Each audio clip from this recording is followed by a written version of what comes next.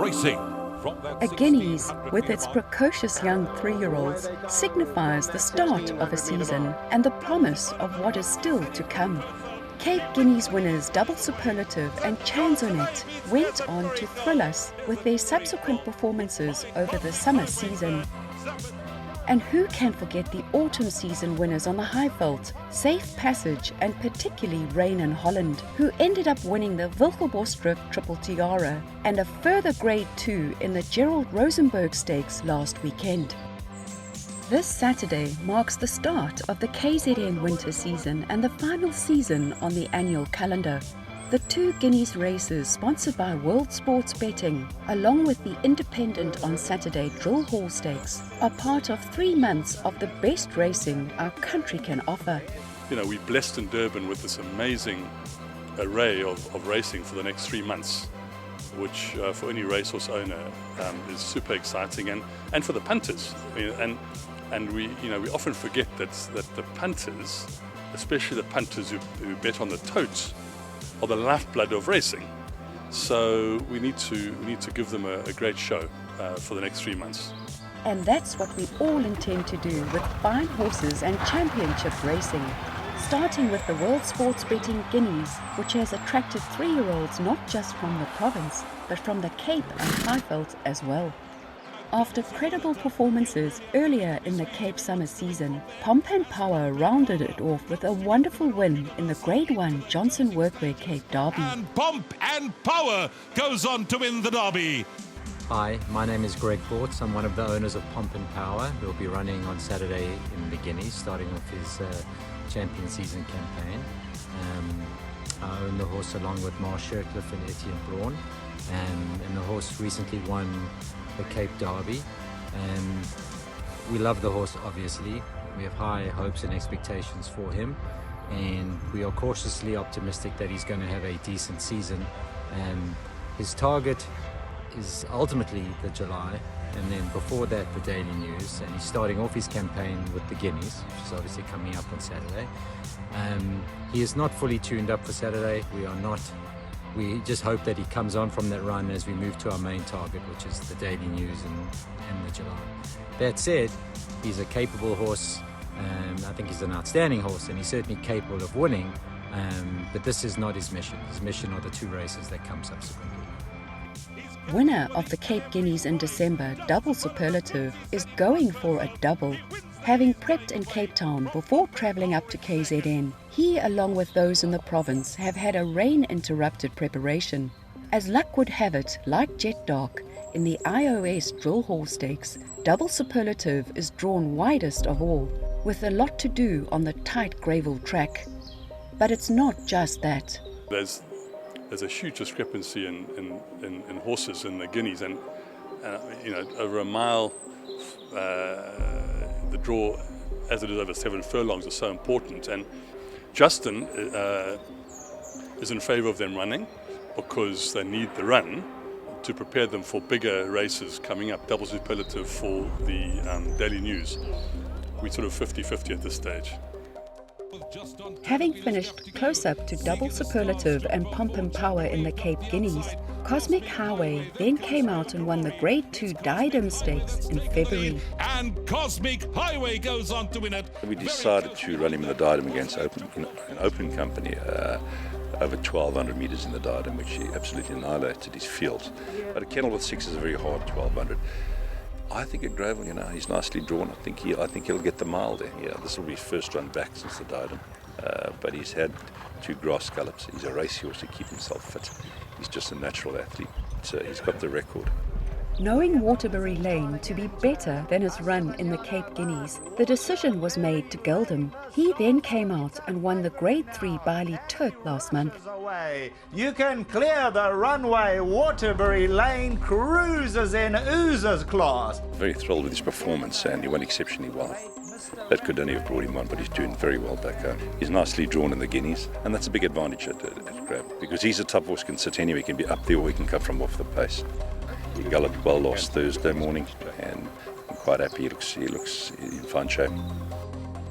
Zapatillas is wearing him down towards the outside and up towards the inside. Mastery did. Seen finishing third to Universal in the Grade 3 Politician Stakes in his last outing is Zapatillas.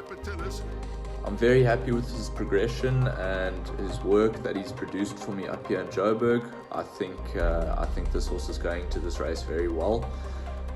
In saying that though, he does have horses that he must respect going into this race, such as Pomp and Power and Double Superlative.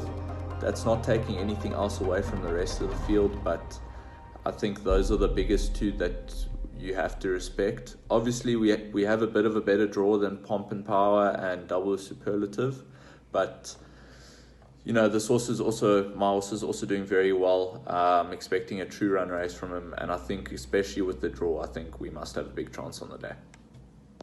He's got a 2 lengths advantage, and this is merely an exercise gallop. Group placed Out of the Darkness has had a good prep coming into this race. He's a very smart horse. His last win in the prep run in the graduation was a fantastic win. It was like an exercise gallop for him. I think it would have done a lot for his confidence. He's quite a quirky horse, and I think he's really going to build on that. I haven't been able to do much work on him at home because he's got one Pacific work rider that does all the work on him. But looking forward to Saturday. He's drawn 7 of 14. He's not the best breaker, so if I could find myself in a midfield position, he's got a fantastic turn of foot, this horse, and I think he'll enjoy accelerating down the Greyville straight. What do you make of the quality of this year's Guineas field? They look very, very tough. It's a pity because I think that a lot of the Cape horses, poor Jonsson must be on the back foot. First of all, he's drawn in the bush. And on top of it, you know, they would have had a hard season in the Cape, they would have rested, and then come down here and then just get hit with this rain. I mean, nobody expected it. I mean, I know every time I spoke to John, he said, we're not even pulling horses out the box, it's just too wet and raining too hard. And I think that their preps haven't been great. Maybe the Joburg horses will have an advantage because they're fitter. Yeah, look, it's going to be tough for them, but I mean, geez, what cracking horses to have the Guineas winner, the Derby winner, it's just fantastic. And then you got Zapatillas. I think he's a very smart horse, and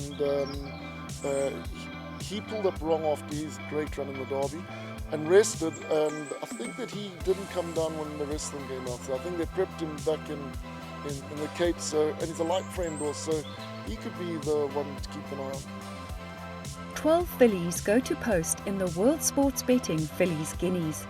The market makes it a 2-horse race between Under Your Spell and Supreme Quest. Princess Colour is the leader, over Under Your Spell in second, throwing her 8 around and running a huge race. Under Your Spell is a worthy favourite, having recently run second in a Group 1 in open company. Under Your Spell is doing really well back at home. I do believe she's taken her last run extremely well. Her last run was a test to see if she'll stay the 1600 metres, and I do believe she passed with flying colours. So going into Saturday, I always have healthy respect for my opposition, but with the race being a level weight race and all the fillies carrying the same weights, and with her rating of a 119, I do believe she's well in at the weights. With a good draw of 3, the short Greyville straight, I'm really excited to ride in the KZN Fillies Guineas, and what a way to start off the champion season. Supreme Quest and the red. The Grade 3 Umzinkulu Stakes over 1400 metres at HOLLYWOOdbets Greyville in April provides a line of form for the first 2 across the line in Supreme Quest and Kayleen. Kayleen on the inside, but inhaled by Supreme Quest, moving like the wind. Cornet, we catch you on the road as you're driving down with your horses to KZN, talking about Supreme Quest in the Fillies Guineas. You must have been delighted with her last run down here.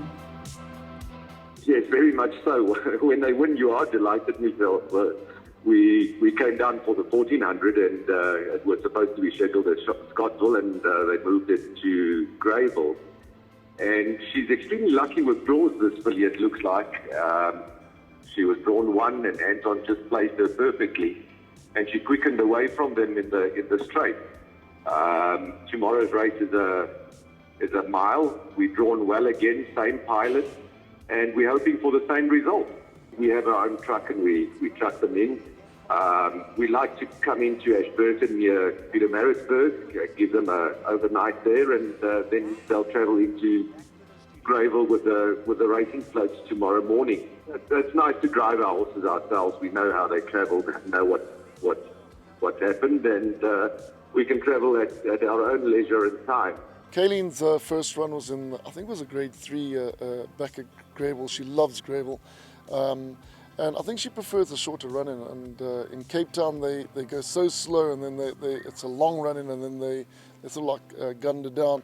And maybe even clockwise tracks, who knows. But she definitely put up a fantastic first outing. Rachel Venica rode her for us, and she hung a little bit, but I don't think it made any difference. We were always going to run second to the Spies filly, who had great form. But we're delighted that she's back to her best, and we're not so lucky in the draw department in the feature races so far. Hopefully things change. But I think she's drawn 8, if I'm not mistaken. So the good news is that she is quite a versatile filly. She can be anywhere really in a race. Tough race. There's some really smart fillies in the race, and it should be being the Guineas. But she's looking awesome, working well. She's come on from her first run, and we can only hope for a cracking run. Bon Vivant.